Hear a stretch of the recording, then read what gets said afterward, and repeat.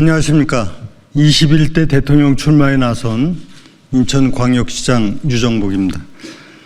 저는 대한민국 시도지사 협의회장으로서 또 책임있는 정치인으로서 그동안 수많은 정치인들이 떠들던 말로만 개헌, 정략적 개헌과는 차원이 다른 진심의 개헌, 진짜 개헌을 위해 노력해왔습니다.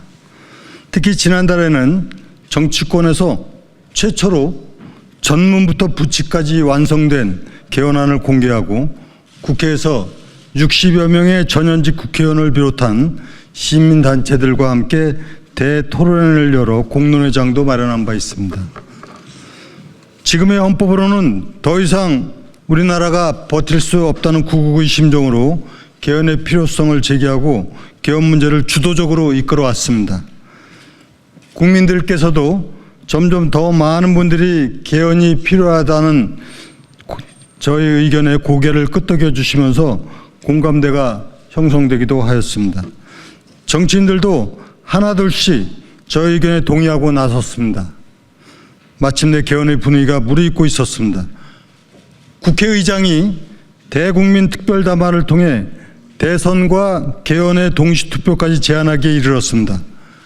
그러나 어제 있었던 우원식 국회의장의 대선 후에 개헌을 다시 논의하자는 입장 발표는 그동안 저희 노력은 물론 국민들의 기대까지 무참히 이것을 짓밟는 발언이었습니다. 이에 대해서 참을 수 없는 분노와 함께 저희 단호한 입장을 밝히고자 이 자리에 섰습니다. 저 유정복은 분명하게 말씀드립니다. 국민적 열망이 담긴 개헌 의지를 꺾는 민주당은 더 이상 정당으로서의 가치가 없습니다. 특히 이재명 전 대표 국회의장이 제시한 대선과 개헌 국민투표를 동시에 진행하자는 낮은 수준의 제안조차 며칠 만에 철회시키는 그 배우입니까? 반드시 국민적인 저항을 각오해야 할 것입니다. 국민 여러분께 여쭙고 싶습니다. 이재명 전 대표 한 사람의 뜻에 반대되는 의견은 당 밖으로 한마디도 나오면 안 되는 정당이 과연 제대로 된 정당입니까? 이런 반민주적 정당이자 독재적인 정당이 우리나라 정치사에 있기는 했습니까?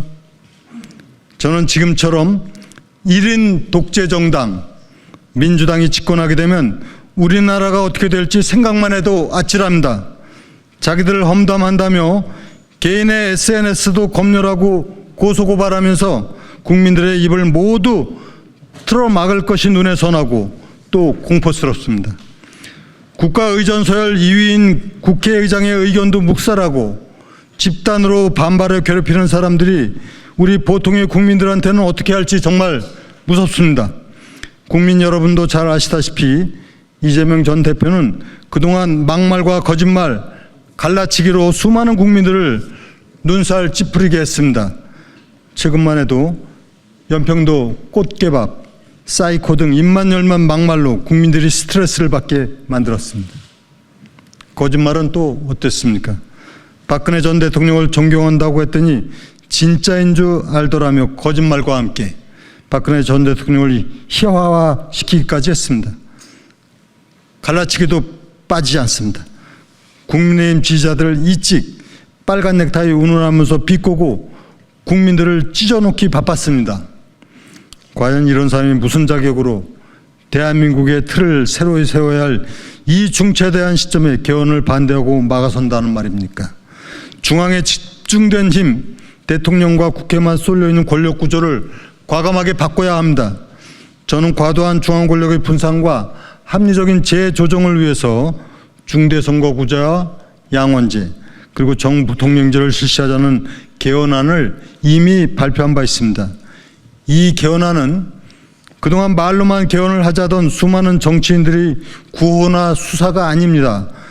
국민이야 어떻게 되든 나라야 어떻게 되든 오로지 본인의 권력만 잡으면 된다는 이 후안무치한 생각과 행동을 하는 정치인에 대해서 저는 소름이 돋을 지경입니다.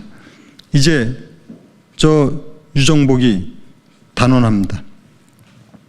첫째, 며칠 만에 우원식 의장의 개헌 추진 제안이 뒤집힌 진위를 우원식 의장은 명백하게 밝히십시오.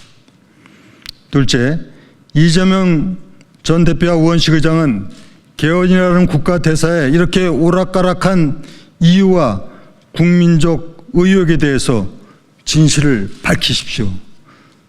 셋째, 만약 이재명 전 대표가 개헌 추진 중지 사태에 영향을 미쳤다면 곧바로 대선 출마를 포기하십시오. 넷째, 이재명 전 대표는 개헌 요건 강화를 헌법에 넣자며 일부 개헌이 가능하다고 한 만큼 헌법 제84조 대통령 불소추 특권을 재임 중 발생한 형사 사건으로 제한하자는 저희 개헌안에도 동의해 주시기 바랍니다. 감사합니다.